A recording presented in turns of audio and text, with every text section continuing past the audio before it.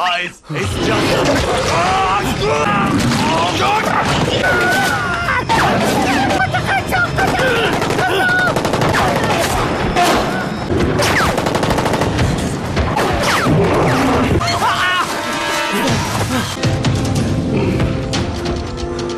Pria ini menemukan ular aneh. Lalu tak lama kemudian seekor buaya besar menggigit tangan pria itu. Sebelumnya sebuah kapal terombang-ambing karena badai besar. Kapal itu pun kehilangan arah. Layar petunjuk dan juga mesin kapal itu mati. Keesokan harinya para penumpang kapal ini sadar mereka semua terdampar di pesisir pantai. Bahkan mereka tak tahu di mana tempat mereka berada. Di tempat itu kompas petunjuk arah mereka pun tak berfungsi. Di sana banyak sekali hewan-hewan aneh. Selain kerang raksasa, ada juga seperti taring-taring besar dan juga gigi dari hewan raksasa yang sudah tewas. Salah satu dari mereka menemukan telur, lalu mengambil telur itu. Sepertinya tempat itu dipenuhi oleh monster. Tak lama kemudian, tangan pria ini digigit sama buaya besar. Pria ini pun menjerit kesakitan. Buaya-buaya lain terus berdatangan, menyerang mereka satu persatu, menggigit dan merobek-robek tubuh mereka hingga tewas. Saat semua orang-orang sedang berusaha mengusir buaya itu, tiba-tiba ada buaya monster yang ukurannya sangat besar melompat dari bukit, terjun ke pesisir pantai. Buaya besar itu kemudian menyerang buaya-buaya kecil, mengusir buaya kecil dari tempat itu. Akibatnya buaya-buaya kecil itu langsung lari masuk ke dalam hutan. Setelah itu buaya besar ini menyerang orang-orang yang terdampar di pinggir pulau.